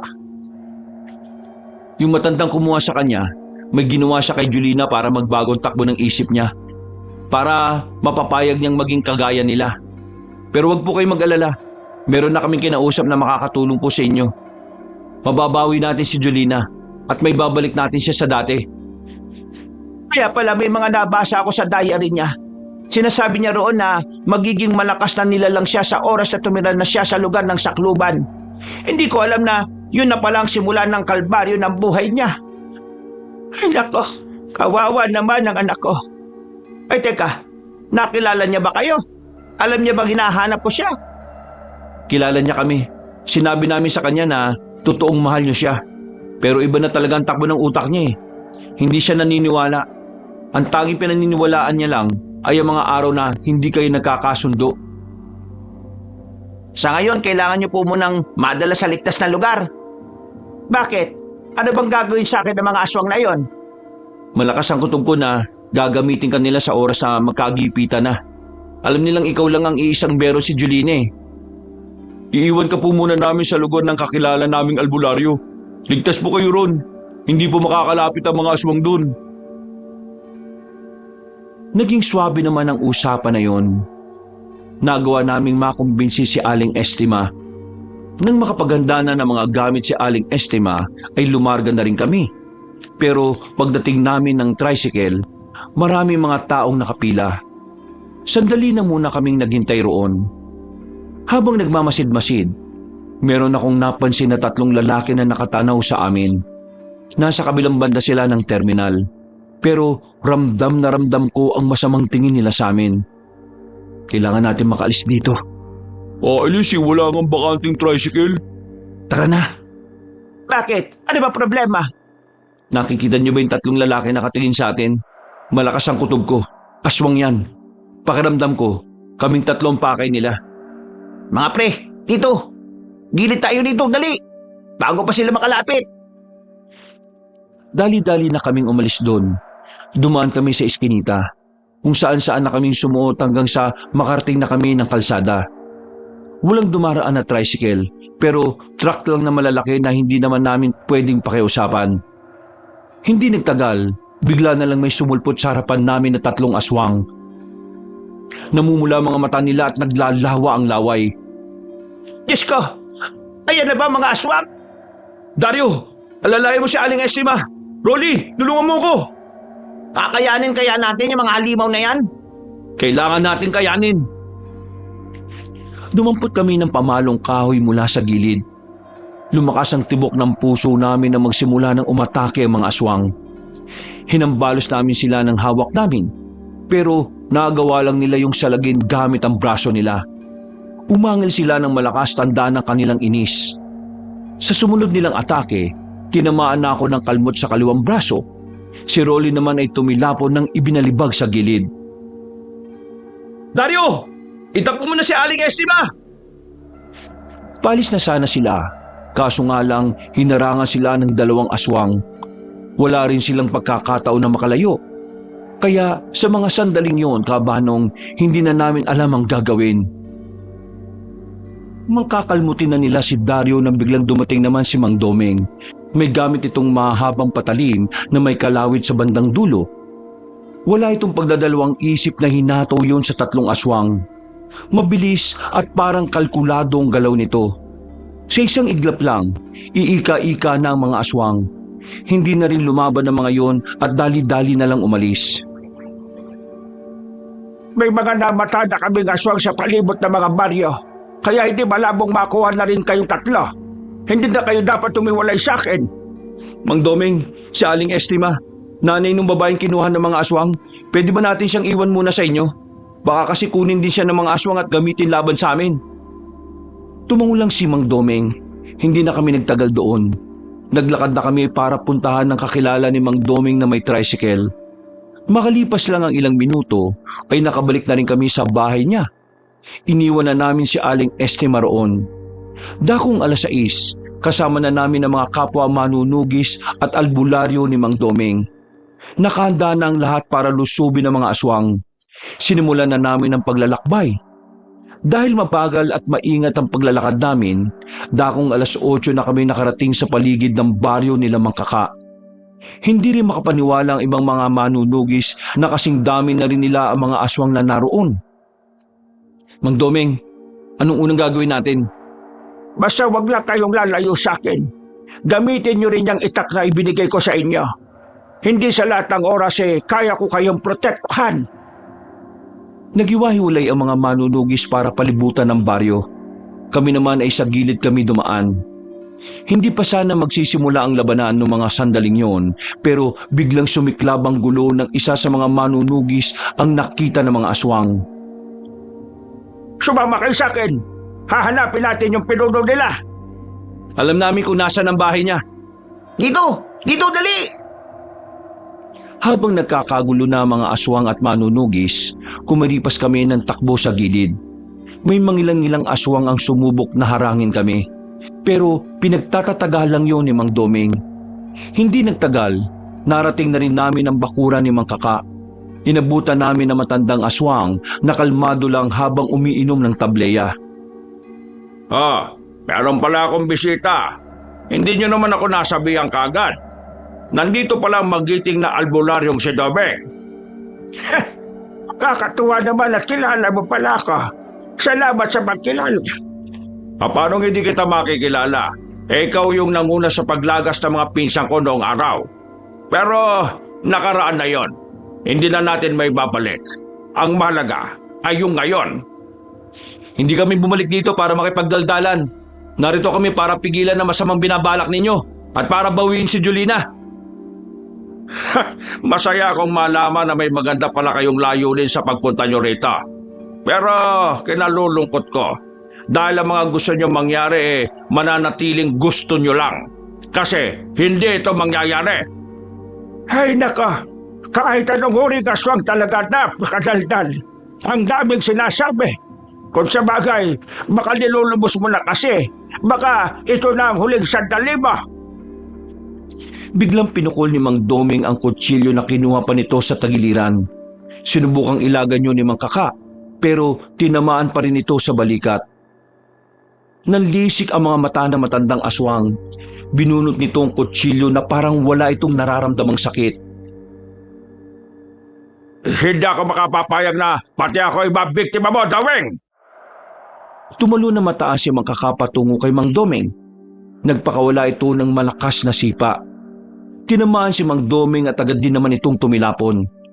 Kahit na kinakabahan, hindi ako nagdalawang isip na tulungan siya. Tumakbo ko palapit kay Mang Kaka. Tinaga ko siya ng hawak kong itak, pero sa kasamaang palad, hindi ko siya tinamaan. Sinakal niya ako't itinaas sa ere, pero nabitiwan niya rin naman ako nang lumapit na rin si Dario at Rolly. Maging sila ay wala ring nagawa.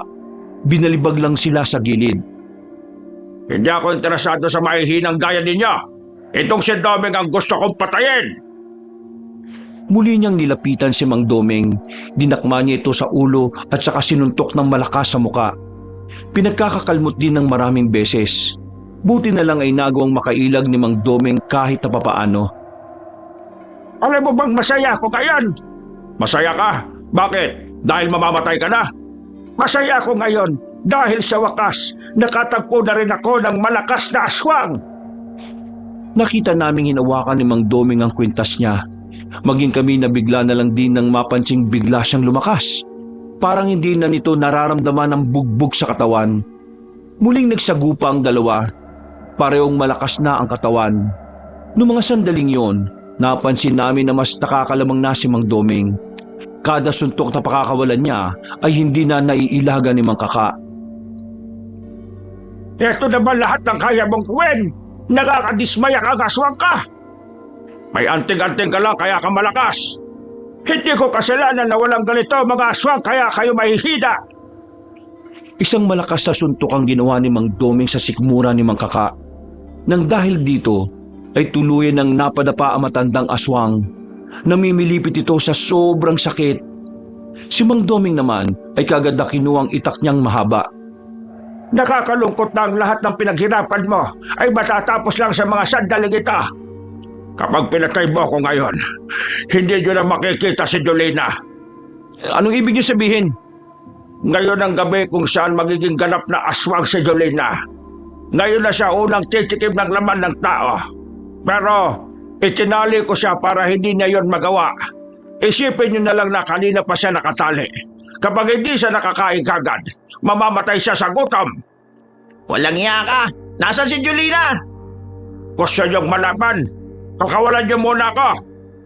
Anong tingin mo sa amin? Tanga? Kung hindi niyo susundin ang sinasabi ko, hindi ko ituturo kung nasaan si Jolina. At kapag hindi ko ito tinuro, hindi niyo siya maliligtas mula sa pagkagutom.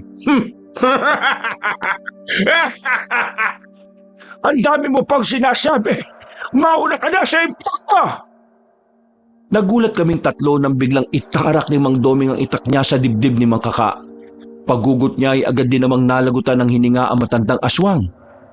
Bakit niyo ginawa yun? Bakit niyo siya pinatay? Paano na si Jolina? Mang Doming naman, lakas ng abats eh. Hindi niyo kailangan mag-alala. Makikita natin siya gamit ng anting-anting ko. Tara, sumunod kayo sa akin. Dinampot ni Mang Doming ang buhay na manok sa gilid. Nagmamadali kaming naglakad papasok ng gubat. Ilang minuto lang na lakaran ay natagpuan na namin si Jolina na nakatali sa malapad na puno. Tinapatan namin ang mukha niya. Kitang-kita namin na parang namumutla na siya. Nanlalata na. Gutom na gutom. Kain. Gusto kong kumain. Makakainin kita pero hindi ng karne ng tao. At pagkatapos nito ay gagamutin kita. May pag-asa pa bang makabalik siya sa dati? Ayon sa sinabi ng pinuno nila kanina, ito ang unang beses na titikim ng laman si Jolina. Ibig sabihin, madali pang tanggalin ang dugo ng aswang sa loob ng katawan niya. Pagkain! Kailangan ko ng pagkain! Agad na kinalagan ni Dario at Rolly ang tali ni Jolina. Binigay naman ni Mang Doming ang buhay na manok. Mabilis na nilapa ni Jolina ang manok. Sa sobrang gutom nito ay wala pang 5 minutong naubos na niya yun. Pagtingala ni Jolina sa amin, agad siyang siniko ni Mang Doming sa batok, dahilan para mawalan ng malay si Jolina. Matapos ang labanan noong mga sandaling yon, nanalo ang mga manunugis, nalaga sa mga aswang at wala nang natira kahit na isa. Samantala, sa mismong lugar din ng mga aswang ay sinimulan na ni Mang Doming ang panggagamot sa babae. Nasa labas lang kami ng bahay habang ginagawa niya yon. Inabot na kami ng umaga sa kakahintay. Pagdating ng 8:00, pinapasok na kami ni Mang Doming. Gising na rin si Jolina. Hindi na namumutla ang balat niya. Hinang-hina siya kaya ako na ang nagbuhat. Nang makabalik na kami sa bahay ni Mang Doming, nakaabang sa amin si Aling Estima.